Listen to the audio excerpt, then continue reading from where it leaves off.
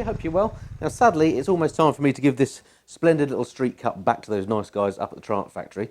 But in this video I want to just take the time to explain to you some of those little things that you only get to know about when you've lived with the bike for a little while. So what's it like to clean, what's it like to ride on the motorway, what's it like at night, all that sort of thing. The little practical things that you don't necessarily get if you just take the bike for a 1 hour test ride. So stick around and stay tuned and I'll tell you what it's like to live with the Triumph Street Cup. Now, nobody in their right mind likes riding a motorcycle in the rain, do they? But sometimes we just have to, particularly if we're using it as our primary mode of transport. So how does the little Street Cup fare in the damp stuff? Well, it's a pretty sodden wet day today. The roads are streaming with water and it's raining pretty heavily. And I have to say the little bike handles absolutely fine. Of course, no wet riding mode or anything like that on the bike, so you just have to ride it sensibly. But on these quite grippy Pirelli Phantom tyres, which I believe have been developed with these retro Bonnevilles in mind, the bike feels absolutely fine. Haven't noticed any lack of grip over this standing water. Not an issue. So again, if you're going to get one of these sort of bikes as a commuter vehicle, then no problem riding in rain. So what's the Street Cup like through town? Well, she feels very narrow, but of course these bar end mirrors stick out quite a bit, so you've got to be a little bit careful when filtering. But she is dead planted when you stop, because, or rather I feel dead planted when I stop, because my feet get on the floor solidly, so there's no danger of feeling like you're going to drop it. So as an around town bike, or a commuter, I think it's a big thumbs up to the Street Cup. Just keep an eye on those bar end mirrors when you're filtering. So one thing that Triumph have thought about on this bike and made very easy is actually checking the tyre pressures. Because the disc is single on the front and is on the other side, they actually angled the valve out pointing this way, so it's absolutely no problem at all to get your tyre pressure gauge on here and check the tyre pressures, unlike some bikes I've done. Perfect. Where it's a real fiddle and you get caught up with the brake disc and so on. On this bike, front and back, very easy to check the tyre pressures. Okay, so the fuel light comes on at about 40 miles remaining according to the gauge. Let's see what the Street Cup is like at the fuel station. Right.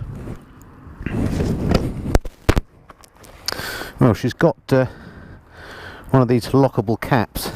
Looks to be the same as the one on the T100, which was a turn and twist all the way off job. And that's no different. So topping the tank off with 38 miles according to the range to go. I just pumped in 10 quid's worth, 8.5 litres. Okay.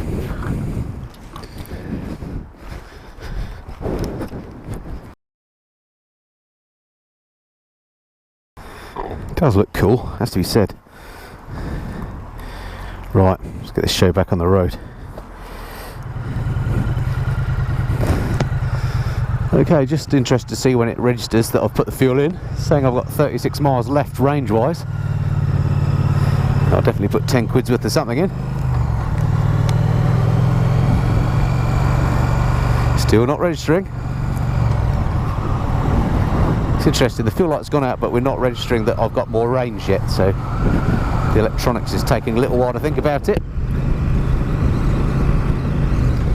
Oh, range is going up now. 89 miles, 100 miles. Tank still not indicating full fuel though. Look, I've got another 2 blocks to go. It says I've got a range of 100 miles. Oh, 110 now. I guess it's working the range out on the instantaneous fuel consumption. But it's interesting that the gauge isn't showing 4, whereas I did top the tank up. So it'll be interesting to see if it does that next time. Oh, it's gone another bar. So it's gradually getting there, and the range has gone up to 126 now.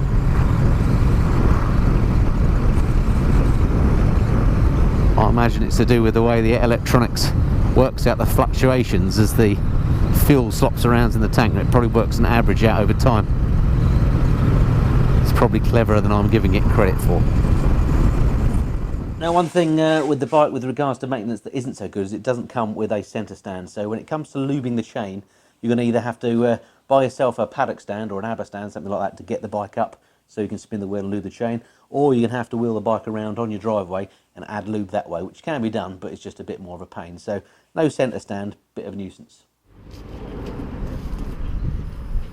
So onto the bit that will interest my fellow clean bike OCD sufferers, and that's washing the Street Cup. It's really quite, I'd say it's a sort of a medium bike. I've washed harder bikes like my GS, for example, and I've washed easier like my Panigale. It's got some quite largish areas that you can wash down, so quite straightforward, not too many nooks and crannies to get into. The good news is it's not got a lot of chrome, so although of course you have to wash the engine, you don't have to spend loads of time drying off chrome and then polishing it and buffing it, so that makes life a little bit easier. As does the fact that the wheels are cast and not spoked like on the T100, so keeping the wheels nice and clean, quite easy. And then once you've rinsed it down, the bike absolutely gleams, particularly in this yellow paintwork, looks absolutely splendid.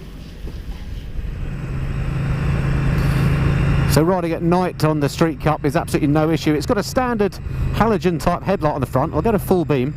There we go, and it absolutely lights up the way a treat. It's really powerful, even though it's not one of these newfangled LED ones, I don't think. It certainly seems to be one of the brightest lights I've used on a motorcycle before.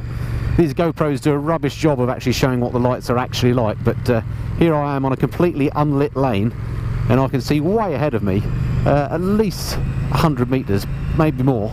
I can see the road surface perfectly, absolutely fine, so no problem at all riding this machine at night. So if you wanted to use it to get to work through the winter, not a problem. You've got excellent lighting on this. And putting the light on dip also simple as it is. So if you just pull back the light switch once and it goes back to dip, or you pull it back once again and it goes back to full, so it just flip-flops between full and dim. Very, very easy indeed. Also the speedo and rev counter are lit up rather fetchingly in this white light scheme. Looks great at night. Okay, all clear.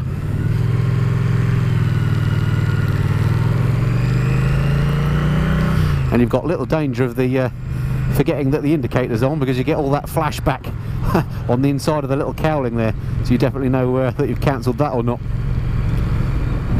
So how does the Street Cup do on faster roads, motorways, dual carriageways, that sort of thing? Well, absolutely fine is the answer. The engine is very lazy. I'm in 5th gear now and I'm doing well. 80 miles an hour indicated, so probably about 70 miles an hour actually.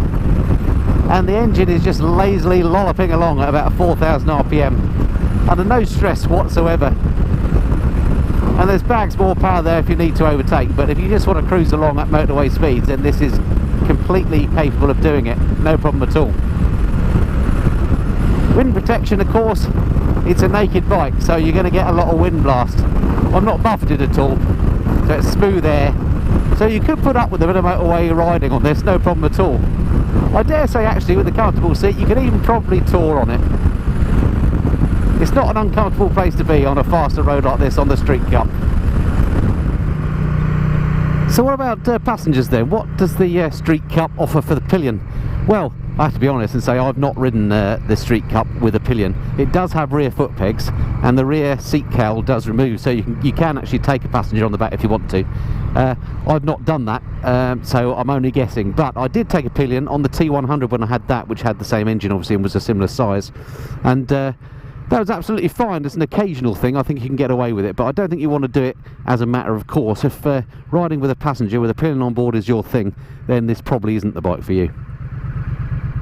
So there we have it. That's some of the sort of practical features of living with the bike. I've ridden it now for several hundred miles, and I've really enjoyed my time with it.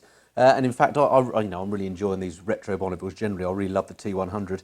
And to me, I actually prefer the T100 only because I prefer the style of that sort of bike over the CAF Racer. But that's no reflection on this particular bike at all. That's just my personal opinion. So I just thought, just to sort of finish off this set of reviews on the Street Cup, just worth a couple of things that I've noticed on the bike. So just a couple of negatives to start with. First thing, with these sort of dropped handlebars, it makes it quite difficult to manoeuvre when you're on the driveway. So I've got a bit of a gravel driveway, and because of the bar end mirrors get in the way a bit, the weight's very low. It can be quite hard to manoeuvre from standstill, which surprised me a bit because it seems like quite a small bike, but actually it's quite heavy to move around, I find, on the driveway. And the other thing for me is the jury is out slightly on the handling. I don't know if it's because it's got, I think it might have a slightly bigger front wheel, I should have checked that out. But the handling feels a little bit like, in a way, a bit like my Street Triple, which is obviously is no bad thing, but sometimes if you lean it, it feels like it goes beyond a certain point and it wants to lean even more, and I find that a little bit unsettling. So might just be me. I've not heard anybody else say that about these, but so the jury is out for me a little bit on the handling. But those are the only two negatives, really. There's loads of positives. I mean, the thing absolutely sounds fantastic. You've heard the exhaust on previous videos. It just sounds lovely, that thumping, proper old English twin sound. I love that. It's very comfortable. This seat is much better padded than it actually looks, so very comfortable. You could ride this all day long. You could tour on it, no problem at all. The suspension too, very compliant. It's not jarring. It doesn't want to throw you off at every bump. Very nice ride indeed. Something that surprised me, something that I didn't like about the T100, but which is fine on this, are the brakes. Now, actually, the brakes are the same on both bikes, but for some reason, this one seems to brake much better than the T100 I had to go on. So the brakes on this are absolutely fine. It's just a single disc up front, but your weight's over the front wheel. Seems to be absolutely perfect. As with all the new Triumph, the build quality absolutely beautiful. With just the one exception of the finish on this little brushed aluminium part here. I'll do a little close-up so you can see. Now, this bike obviously is less than a year old, but in fact it's already tarnished. Now, I've tried to give this a good clean, but it's already got little spots of corrosion on here, and it's not the first time I've heard of this. I've heard other Bonneville owners, particularly one person with a Thruxton R that has had some problems with corrosion as well. So I'm wondering whether some of these finishes on the new Bonnevilles are going to be standing the test of time. So that's interesting. But other than that, the finish is lovely. I mean, the fuel tank, the paintwork, the raised lettering, it's all absolutely lovely. And that's pretty much it, really, in summary, I guess. As I've said before, I love these Bonnevilles, so I shall be sad to see this one go. And it wouldn't surprise me at all if in the future I don't end up with a Bonneville permanently here in the man cave. Okay, so I hope that's been of some interest to you. Look forward to speaking to you next time. Until then, this has been the Mr. Flyer. Cheerio.